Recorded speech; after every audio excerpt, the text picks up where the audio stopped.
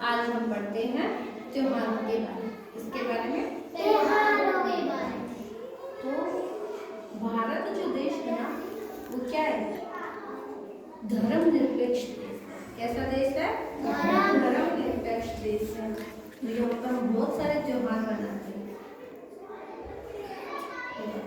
तो यहाँ पे हम क्या करते हैं? बहुत सारे त्योहार मनाते हैं। जैसे हम अपने घर पे कौन कौन से त्योहार मनाते हैं? दीपावली, होली, रक्षाबंधन, तीज, भाई दूज, क्रिसमस डे, ईद भी बनाते हैं और लोहड़ी भी बनाते हैं, क्रिसमस डे बनाते हैं, है ना? स्कूल में हमें छुट्टी होती है ना, जैसे ईद की छुट्टी होती है, क्रिसमस डे की छुट्टी होती है ना, दीपावली की होती है। आज मैं तुम्हें जो मुख्य मुख्य त्योहार है ना उसके बारे में बताऊंगी। तो सबसे पहले देखो ये दीपक हम कौन से त्योहार पे जलाते हैं? दीपावली। दीपावली के त्योहार पे हम क्या करते हैं? दीपक जलाते हैं। कोई बता सकता है दीपावली के त्योहार पे हम दीपक क्यों जलाते हैं?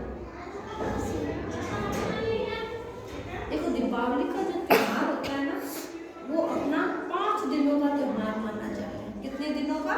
5 दिनों का त्योहार माना जाता है। ठीक है? क्यों?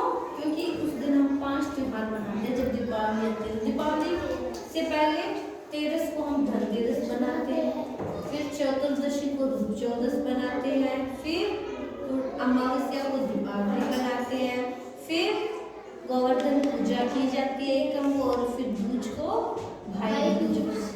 तो ये 5 दिनों का त्योहार माना जाता है। ठीक है? और दीपावली पे दीपक क्यों जलाए जाते हैं भाई? क्योंकि इस दिन श्री राम जो है, भगवान श्री राम, वो 14 वर्ष का वनवास काट के दीपावली के दिन वापस अयोध्या लौटे थे। तो उनके लौटने की खुशी में अयोध्या वासियों ने क्या किया था? दीपक जलाए थे उनके स्वागत में।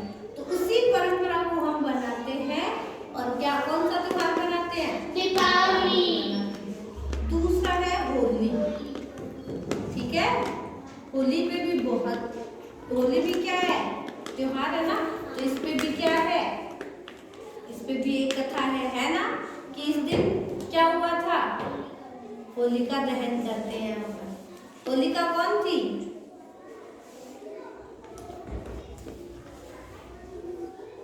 प्रहलाद की बुआ जी थी। तो प्रहलाद के जो पिता थे ना, उन्हें भगवान से ये वरदान प्राप्त था कि उनको ना तो जमीन पे मार सकते हैं, ना आसमान पे, ना स्त्री मार सकती है, ना पुरुष। ठीक है? ना अस्त्र से मार सकते हैं, ना शस्त्र से। तो उनका एक ही पुत्र होता है जिसका नाम होता है प्रहलाद। ठीक है? तो वो प्रहलाद किसका भक्त होता है? विष्णु जी का। किसका? विष्णु जी का भक्त होता है। और जो प्रहलाद के पिता थे वो क्या चाहते थे कि अब मैं तो किसी चीज से नहीं मर सकता, तो मैं अमर हूँ, तो सबका भगवान मैं हूँ। वो चाहते थे कि प्रहलाद अपने पिता की पूजा करें। लेकिन प्रहलाद तो किसकी पूजा करता था? विष्णु भगवान की। तो उन्होंने सब तरह से देख लिया, हर चीज करके देख ली, प्रहलाद को कुछ नहीं होता। विष्णु जी हर बार आके उसको बचाया। तो एक बार वो होलिका के पास जाते हैं, अपनी बहन के पास, और सारी की सारी बात बताते हैं। तो होलिका उनसे क्या बोलती है? मुझे भी वरदान प्राप्त है। होलिका के पास एक शोल होता है, ऐसा शोल होता है कि जिस शोल फोड़ के वो अग्नि पे बैठ जाए तो वो जले नहीं। तो वो अपने भाई से बोलती है कि मैं क्या करूंगी, प्रहलाद को लेके बैठ जाऊंगी तो खुद तो शोल ओढ़ लूंगी और जलूंगी नहीं, और प्रहलाद क्या हो जाएगा? जल जाएगा। तो वो क्या करती है? प्रहलाद को लेके चिता पे बैठ जाती है और वो शोल को ओढ़ देती है। लेकिन उसको जो वरदान प्राप्त था ना, उसके अनुसार क्या होता है कि अगर वो शोल जिसके साथ भी वो चिता पे बैठती है उस दूसरे इंसान को स्पर्श कर जाए, तो वो शोल होलिका पे से उतर के उस इंसान के चारों तरफ लिपट जाता है। तो वो जैसे होलिका क्या करती है? प्रहलाद को अपने गोद में बिठा के बैठती है और शोल ओढ़ती है ना, तो वो शोल किसको टच कर जाता है?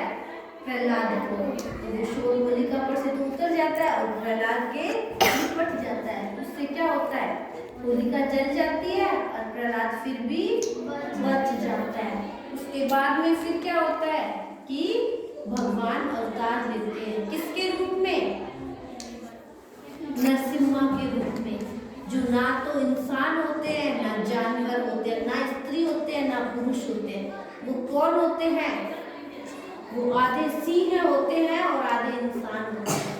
और उनको ऐसा वरदान प्राप्त नहीं था कि उसको कोई भी आधा इंसान और आधा जानवर नहीं मार सकता। तो इस तरह से प्रहलाद के पिता का वो क्या करते हैं, वध करते हैं। ठीक है।